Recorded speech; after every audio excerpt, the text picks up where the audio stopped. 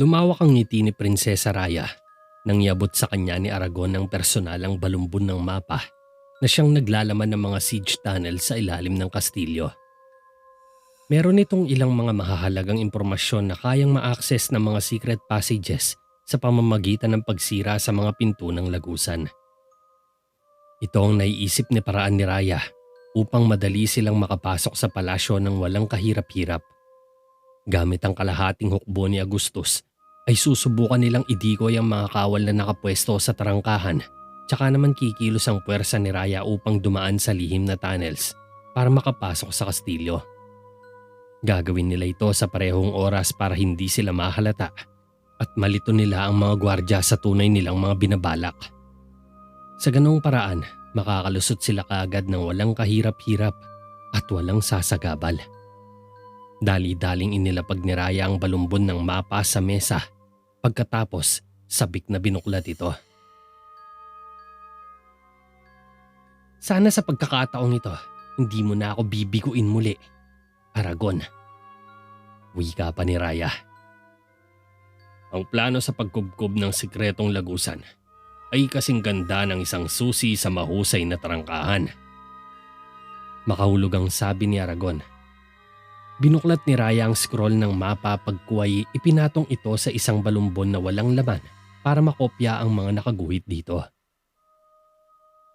Madali lang sabihin, pero mas nakamamatay kung gagawin. Sabay kumislap ang mga mata ni Raya at nagsimulang kuminang na parang sprinkles ang mapa.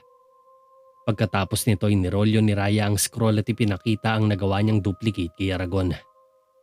Namanghang matanda sa kayang gawin ng kapangyarihan ni Raya. Mahusay ang ginawa mo, Aragon. Sa wakas ay nasa atin na ngayon ang kopya. Nakangiting inabot ni Raya ang orihinal na balumbon kay Aragon. Yumuko lang si Aragon bilang tugon pagkatapos ay umalis na rin ito. Pagsapit ng gabi nagkaroon ng malaking salo-salo sa loob ng palasyo. Makikita ang buong konseho sa parihabang lamesa na maganang kumakain sa hinihandang piging ni Jericho para sa nalalapit nilang kasal ni Prinsesa Marina ng Nemet. Samut-saring putahe ang inihanda ng mga kusinero ng Terraveda sa mga bisita. Nariyan ang mga bagong reseping ulam at mga alak na siyang ipinagmamalaki ng Terraveda. Habang nagkakasiyahan ng lahat ay matyagang nakikipag-usap si Jericho kay Prinsesa Marina sa ulunan ng mesa. Hindi nasisiyahan si Javier na makita silang nakangiti at tumatawa ng magkasama.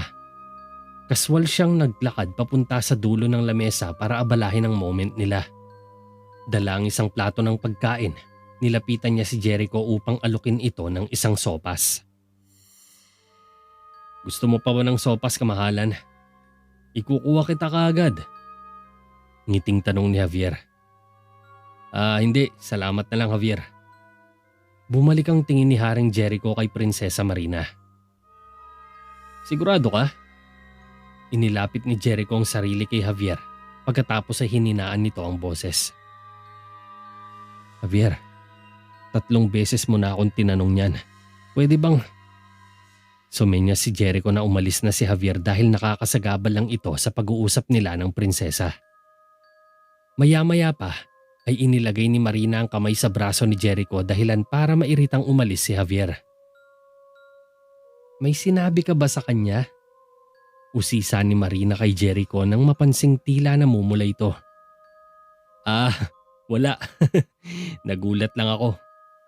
Sagot ni Jericho na tila nagustuhan ng paglalambing ni Marina. Biglang kuminang ang mga mata ni Javier habang papalayo siya at binaligtad ng kamay ni Jericho ang isang kutsarang puno ng sopas papunta sa chainmail niya. Dahil dito, napatayo si Jericho nang madumihan ang suot niya habang lihim namang napangiti si Javier. Ba't kasi hindi ka nag-iingat? Saway ni Marina. Pasensya na. Nagsimulang linisin ni Jericho ang sarili. Ngunit ibinaba ni Marina ang kopeta nito at pinunasan ng chainmail ni Haring Jericho gamit ang kanyang puting panyo. Sa susunod mag-iingat ka na.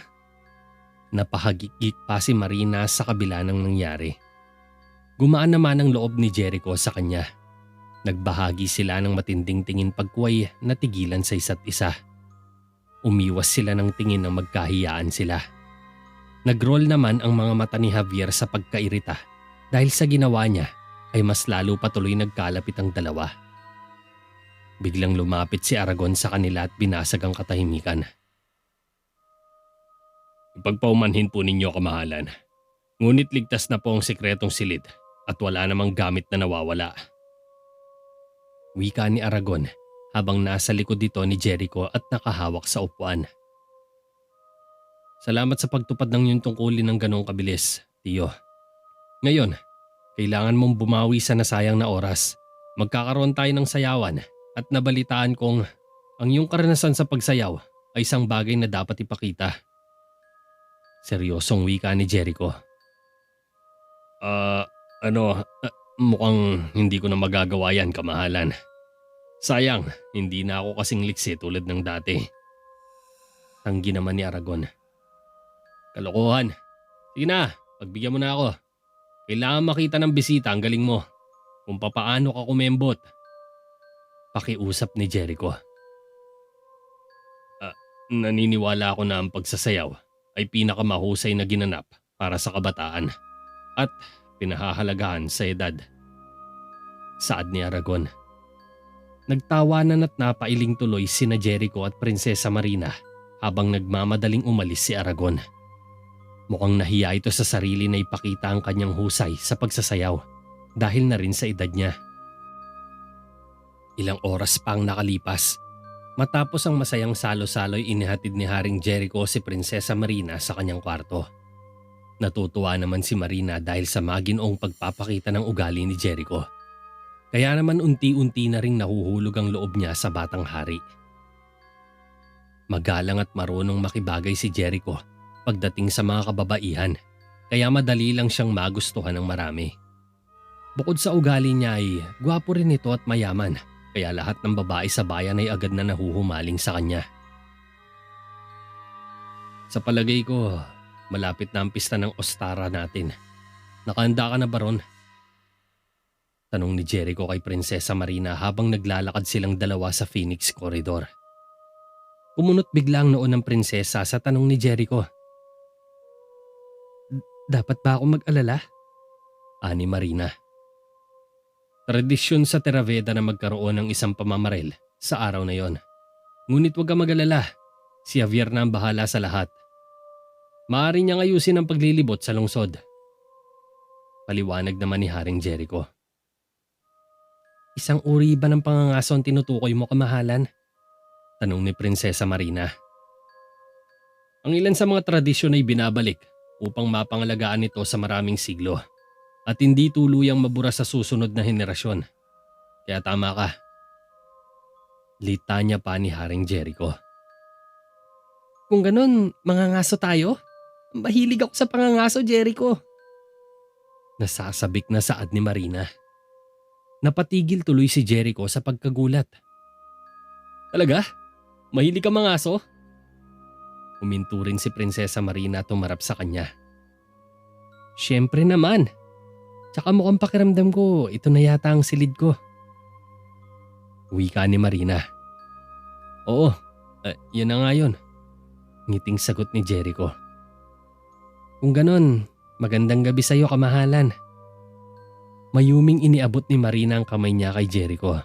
Kinuha at hinalikan naman ito ni Haring Jericho ng buong galak. Magandang gabi rin sa'yo, prinsesa.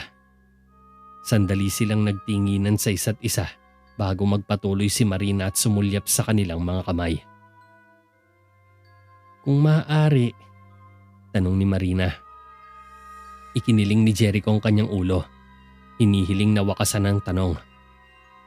Tumingin si Marina sa ibaba niya na sinundan naman ni Jericho at napagtanto ni Jericho na nakahawak pa rin siya sa kamay ni Marina. Bahagyang tumikhim si Jericho na nahihiyang binitawan ng kamay ng prinsesa. Pasensya na. Tumalikod si Jericho para umalis na. Pinihit naman ni Marina ang pinto. Marina. Tumingin si Marina at lumingon. May nais ka pa bang sabihin, kamahalan? Pagtatakang tanong ni Prinsesa Marina. Ano kasi, gusto sanang nag-aalangan si Jericho na ituloy ang kanyang gustong sabihin. Gusto ng ano? Naghintay si Marina. Ah, ikaw, ah, baka gusto mo ng almusal. Sambit bigla ni Jericho. Nagtaka naman si Marina. Almusal? Mataas na boses ng prinsesa. Bukas, kasama ko. Sa wakas ay nasabi rin ni Jericho ang gusto niyang sabihin. Nagsimulang umiti si Marina na parang pinipigilan ng kanyang pagtawa. Natutuwa siya sa ugali ni Jericho. Mukha lang itong simple pero halatang wala pa masyadong karanasan sa buhay pag-ibig. Si Michelle pa lang kasi ang unang naging kasintahan niya, kaya nahihiya pa siya sa mga ganitong tagpo at klase ng mga pag-uusap. Ibig ko sabihin ay mamasyal tayo sa labas, sa magandang lugar. Paglilinaw ni Jericho. Inaasahan ko na to. Nagulat naman si Jericho. Ngumiti si Marina bago pa siya pumasok sa kanyang silid. Napangiti si Jericho na medyo gumaan ang loob. Napapailing pa siya sa sarili sa mali niyang pagtatangka ng imbitasyon. Imbis na mamasyal, almusal pa lang nasabi ko. Ay, basura ka talaga mag-isip, Jericho. Bulong ni Jericho sa sarili at umalis na rin siya. Sakay ng kabayo'y dumating muli si Prinsesa Raya sa sekretong kuta ni Agustos para ihatid ang magandang balita sa kanyang kaalyado. Bumaba siya sa kabayo pagkuway tinanggal ang balabal na nakatakip sa kanyang ulo. Nakangiti siyang pumasok sa loob. Sinalubong siya ng nakangiting si Agustos kaya iniabot niya ang balumbon. Binuklat ni Agustos ang mapa ng mga lagusan sa lamesa at sinuri itong maigi. Nakakamangha. Paano mo ito nakuha, Raya? Natutuwang tanong ni Augusto kay Raya. Sabihin na lang natin, hindi nagkakamali ang pinagkukunan ko ng impormasyon.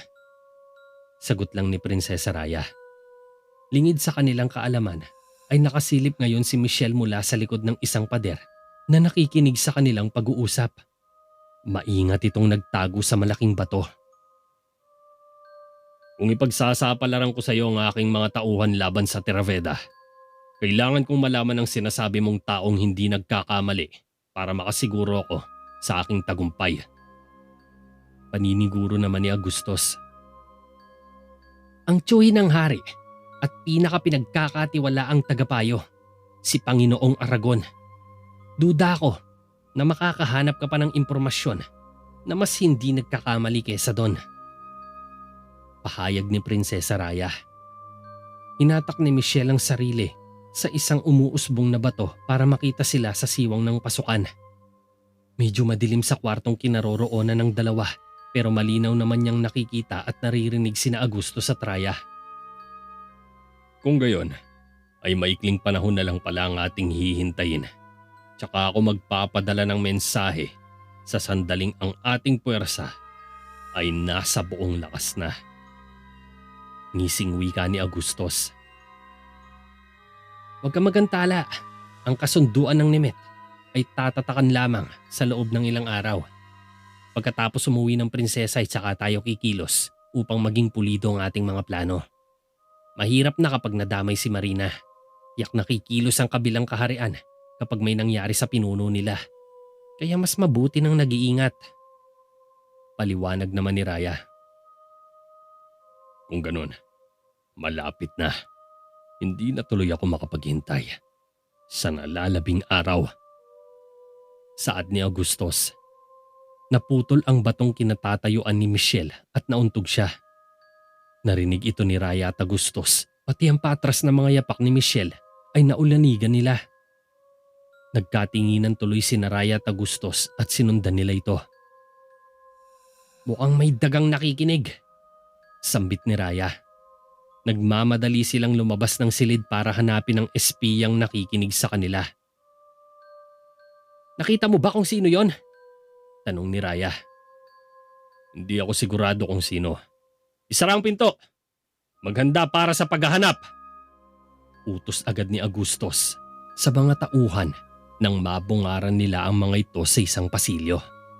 Kumilos agad ang mga to at hinanap sa buong paligid ng espiya. Humiwalay si Agustos upang tignan ang silid na tinutulugan ni Michelle. Kasunod lang niya si Raya na naiirita sa pagkadisturbo sa kanila. "Nandito ba siya?" Seryosong tanong ni Agustos sa babaeng nagbabantay kay Michelle sa silid. "Wala po siya rito, Pinuno," sagot ng katulong. "Sino ba ang babaeng ito?" tanong ni Raya. "Isang babaeng magsasaka na napulot ko kamakailan. Wala na raw siya. Suriin natin ang ilog. Mukhang dun siya dadaan." Sambit ni Agustos at lumabas na. Sandaling natigilan si Raya nang makilala niya ang damit ng pulang pangkatulong na nakatupi sa kama. Napangiti siya sa pagkasorpresa at pinulot ito sa kama. "May pangalan ba ang babaeng ito?" Habol pa ni Prinsesa Raya kay Agustos na palabas sana. "Michelle," maikling sagot ni Agustos. Mas lalo tuloy lumawak ang ngiti ni Prinsesa Raya. "Mukhang nagsisinungaling sa'yo ang iniibig mong babae. Hindi siya magsasaka. Katulong ko siya dati. Kailangan natin siyang mahanap ngayon din." Wika ni Prinsesa Raya. Tumakbo si Michelle sa kakahuyan habang hinahabol siya ng mga barbaro. Lahat sila ay nakasakay sa mga kabayo habang may mga bitbit na crossbow. Patuloy na tumatakbo si Michelle at sandaling nagpaikot-ikot sa masukal na bahagi ng gubat para iligtas ang kanyang buhay. Nagmamadali siyang bumaba patungo sa ilog. Lumingon saglit sa mga kalaban pagkatapos ay tsaka lumusong sa tubig. Subalit sinundan pa rin siya ng mga barbaro pababa ng ilog. Patuloy na tumatakbo ang mga ito sa gilid ng ilog. Pagdaan ng mga ito sa talampas ay muling lumusong si Michelle sa tubig upang magtago. Matagal siyang lumublob sa ilalim bago magpasyang umahon. Nagmasid siya sandali sa paligid. Siniguro niyang wala ng mga kalaban bago siya umakyat sa gilid ng talampas. Hinihingal siyang napasandal sa isang puno at nagpahinga saglit sa lilim dahil sa sobrang pagod. Inakay ni Jericho si Prinsesa Marina gamit ang kamay patungo sa isang tanawin sa kagubatan. Maaga pa lang ay lumusong na sila sa loob ng kakahuyan upang mamasyal at magpiknik. Matapos matipon ni Javier ang lahat ng mga kakailanganin, ay sinamahan niya ang dalawa upang makatulong sa kanila sa paghahanda ng mga gagawin. Bitbit ni Javier ang lahat ng pagkain, kumot at unan. Pagkaakyat nila sa isang burol, ay inilapag ni Javier ang lahat ng pagkain, kumot at unan. Pagkaakyat nila sa isang burol, ay inilapag niya kaagad ang puting kumot sa isang bermuda grass at inilagay ang mga unan at basket ng pagkain sa gitna nito. Habang inihahanda niya ito'y nakatingin siya kina Jericho at Prinsesa Marina na masayang nakatanaw sa magagandang tanawin sa lugar. "Kumusta naman ang lugar na to? Ano sa tingin mo?" tanong ni Jericho kay Marina na may kumpiyansang magugustuhan ng prinsesa ang lugar na pinagdalhan niya dito. "Pwes, nakakamangha mga tanawin dito. Ang yayabong ng mga puno. Matatarik ang mga bundok at hampas ng hangin ang nagpapasigla sa lugar na to. Wala akong masabi." Sagot ni Marina na makikita sa mga mata ang tuwa. "Tama ka, napakaganda dito." Nagulat si Jericho nang bumagsak si Javier sa lupa habang inilalapag niya ang lahat ng gamit sa piknik. Yumuko si Jericho sa lupa at tinignan nito kung gaano yon kalambot. Tinapakan niya ang lupa. "Hindi naman gaano malambot ang lupa, no? Medyo madulas lang." Tumayo si Jericho at nagtungo sa kabilang side. Pinagkumpara niya ang lambot at dulas sa bahagi ng lupang yon. Mukhang maganda dito. Hindi masyadong madulas at malambot," ani Jericho. Tumingin si Marina kay Javier na naniningkit ang mga mata. Oo, mas maganda nga rito." "Javier, pwede bang dito mo ilipat ang mga yan? Mas magaan kasi ang lupa dito." Utos ni Jericho. Lumapit si Marina kay Jericho. Kinuha ni Javier ang lahat ng gamit at hinila ito ng ilang hakbang. Ibinaba niya ito sa lupa na may kasamang pagkairita. Tumingin si Jericho sa paligid tsaka bumuntong hininga. Hinayaan niya na lang na mainis si Javier habang inihahanda na uli ang mga gamit nila.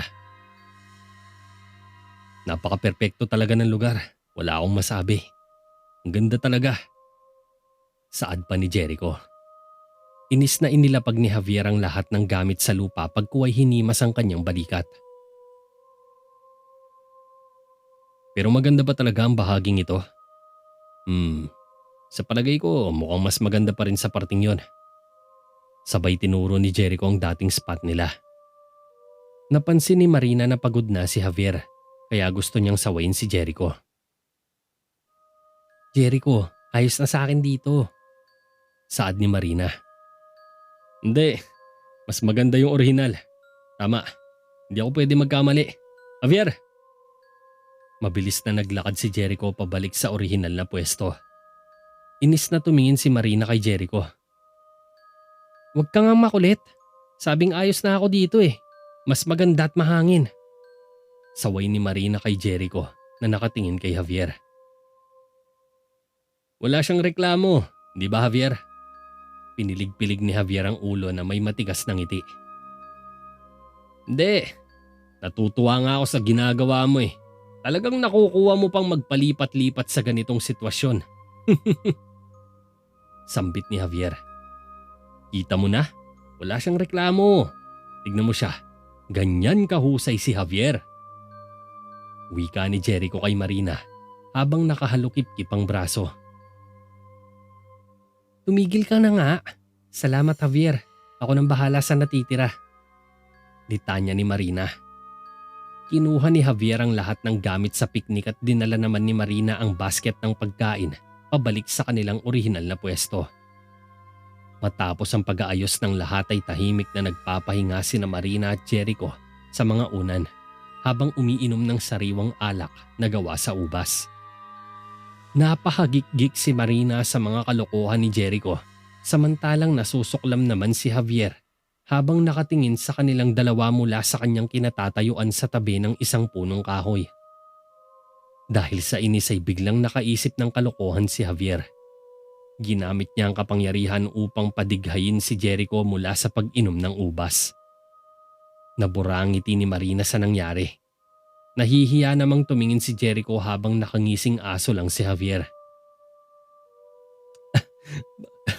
Pasensya na, hindi ko sinasadya. Baka nasobrahan lang ako ng inom.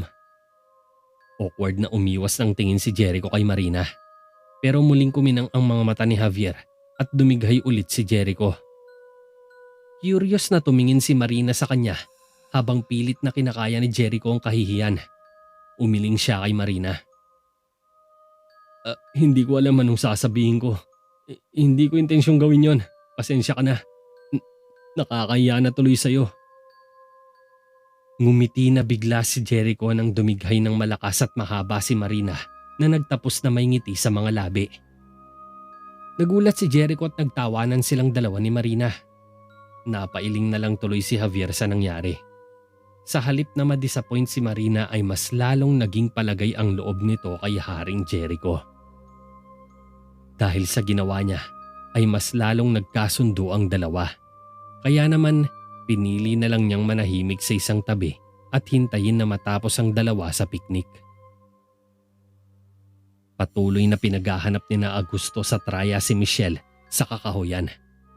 Nalibot na nila ang buong kagubatan. Kaya lang, hindi pa rin nila mahanap ang dalaga. Ni hindi man lang nila makita ang mga bakas na naiiwan niya sa daan dahil ginugulo ni Michelle ang mga bakas ng paa niya sa lupa. Gayunpaman, hindi pa rin sumuko ang dalawa sa paghanap sa kanya.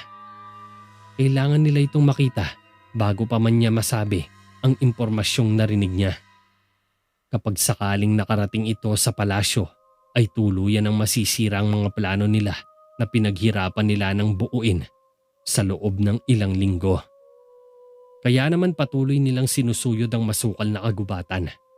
Hinahalughog ang lahat ng maaaring pagtaguan ng dalaga. Lahat ng pwedeng pasukin ay pinasok na nila, ngunit sadyang mailapang paghahanap sa dalaga kung sa mga ganitong klaseng lugar sila maghahanap. Masyadong madilim at mahamog ang bahaging gubat na pinasok ni Michelle, kaya medyo nahihirapan silang hanapin siya. Naririnig ni Michelle ang bawat yabag ng mga kabayo nila sa paligid, kaya ibig sabihin ay nakakalat pa rin ang mga alagad ni Augustus upang hanapin siya. Dahil dito, nagtungo si Michelle sa malaking puwang ng isang puno para pansamantalang magtago.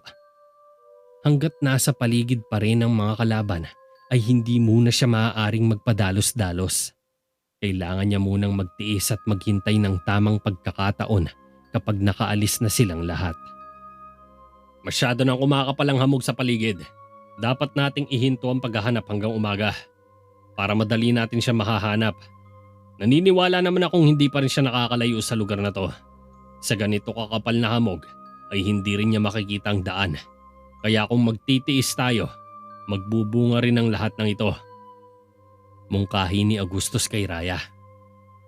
Hindi dapat tayo huminto. Kailangan nating matagpuan ang aliping yon. Nasa kanya lahat ng impormasyon. Maghahanap ako buong gabi kung kinakailangan. Pagtutol ni Raya. Kung gayon, saan mo naman siya hanapin ngayon? Tanong ni Augustus. Ngumiti si Raya. Isang lugar lang ang alam kong maaari niyang puntahan. Sa Terraveda at kay Jericho. Ipunin mo ang iyong mga tauhan at ako nang bahala rito. Hindi siya makakatakas sa akin at sinisiguro ko yan sa'yo. Malademonyong ngumisi si Raya habang nakatingin sa malayo. Umito naman si Augustus at ang kanyang mga tauhan ay bumalik. Matapos nito ay pinangunahan niya ang mga tauhan sa pagbalik sa kuweba. Naiwan naman mag-isa si Raya sa kakahuyan at pinihit nito ang kabayo papunta sa masukal na bahagi para doon magsimulang maghanap. Pagsapit ng dilim ay unti-unting nawala ang hamog na bumalot sa buong paligid at napalitan nito ng bahagyang paglamig ng klima. Kaya lumabas si Michelle sa pinagtataguan at nagpa siyang gumawa ng apoy na magsisilbing pananggalang niya sa malamig na temperatura ng paligid para manatiling mainit ang kanyang katawan. Sa isang tumpok na kahoy na ginawa niya ay pinatuyo niyang mabuti ang basang katawan. Hinawakan niya ang singsing na nasa leeg at nagsimulang umiyak. Sa puntong ito ay hindi niya mapigilang magsisi tsaka maghinayang sa mga bagay na nakalipas. Hindi niya alam kung paano siya makakatakas o kung anong gagawin niya kung sakaling mahuli siya ng mga kalaban. Wala siyang maisip na solusyon na pwede niyang gawin, kaya ipinagpasa Diyos niya na lang ang kanyang kapalaran. Tutal siya naman ang may hawak nito kaya bahala na siya kung ano man ang mangyari. Basta't ang mahalaga lang sa kanya ay makabalik sa Terraveda upang masabi niya ang lahat kay Jericho. Wala na siyang pakialam kahit magalit man ito sa kanya o hindi siya paniwalaan. Ang importante ay nagawa niya ang bagay na gusto niyang gawin. Kinaumagahan, upungay-pungay na lumabas si Javier mula sa kwarto habang binabasa ni Mang Rigor ang inaakalang liham ni Karoy mula kay Haring Odor. Pinunasan ni Javier ang mga mutang kumapit sa kanyang mga mata. Hindi ko alam kung bakit ako nag-aabala. Dapat iwan ko na lang siya at hayaan sa gusto niya. Total wala rin naman yun sa akin kung magkamali siya. Malalaman niya rin sa bandang huli ang kamalian niya. Dapat na rin akong tumigil sa pagsisilbi sa kanya para wala na siyang mauutusan pa. Hindi ba't maganda din naman ang naisip kong ideya? Ano sa tingin mo, Tio? Litanya ni Javier. Subalit ni katiting na atensyon ay wala siyang nakuha kay Mang Rigor. Abala ito sa pagsusuri ng sulat kaya wala siyang panahon para makinig sa kadramahan ng pamangkin. Sinimulan niyang suriing mabuti ang liham sa pamamagitan ng kanyang magnifying glass at pagtutok nito sa liwanag ng kandila na nakatirik sa lamesa. Hindi mo ba ako narinig? Sabi ko, hihinto na ako na magtrabaho. Sambit ulit ni Javier. Ba't di mo pa gawin? Sagot lang ng matanda. Mali ka. Hindi ba't lagi mo sinasabi, hindi niya ako kailangan kahit hindi niya ito napagtatanto sa isipan? Anas ni Javier. Sa nakikita ko, may hindi tama rito. Wika ni Mang Rigor na patuloy na sinusuri ang liham. Eksakto. Meron niyang hindi tama kay Jericho. Mabuti nga sa kanya. Tawang-tawang wika ni Javier habang nakatingin sa tiyuhin. Hindi ko mailagay ang daliri ko rito. Parang may mali talaga. Nilapag ni Mang Rigor ang sulat sa lamesa. Kinuha naman ni Javier ang bag sa kabilang silya at sinuot ang jacket niya. Kailangan kong sumama kahit na ayaw kong mangaso. Iba talaga kapag kailangan ni Jericho ang presensya ko. Higit kanino man. Ibig sabihin lang nun, hindi siya makakakilos hanggat wala ako sa tabi niya. Sabay tumungo siya sa pinto. Salamat tiyo. Talagang napalaki mo ako ng masipag at matalino. Isinara na ni Javier ang pinto. Naiwan na umiiling-iling si Mang Rigor at ipinagpatuloy ang kanyang pagsuri sa liham. Nagtitipon-tipon ang lahat sa gitna ng plaza, ang mga katulong, kabalyero at gwardya para sumama sa pangangaso. Sumakay na si Jericho sa kabayo niya habang inihintay ang prinsesa. Nakahabol si Marina kay Javier na malungkot na naglalakad sa koridor habang nakalampay sa balikat niya ang isang malaking crossbow. Hindi ka mahilig mangaso ano? Tumigil si Javier at lumingon kay Marina. Seryoso lang si Marina na naghihintay ng sagot kay Javier. Anong laro ang matatawag kapag ang isang panig ay may mga aso, sibat at pana, ngunit ang isa'y wala? Balik tanong ni Javier. Hindi rin naman ako mahilig ng ganun eh. Basta ginagawa ko lang ang sinasabi ng puso kung saan ako masaya. Halatang nagulat si Javier sa sagot ng Prinsesa Marina. Ngayon lang din niya nalaman na ganito pala ito kaseryoso. Alam ko Javier, hindi ko kailangan maging tanga para hindi mapansin. Saad ni Marina.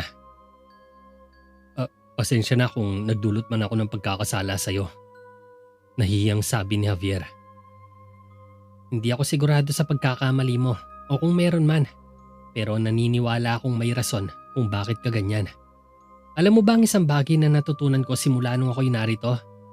Iyon na yung pinahahalagahan talaga ni Jericho ang iyong opinyon at paniniwala higit kanino man. Ngiting wika ni Marina kay Javier. Sigurado ka?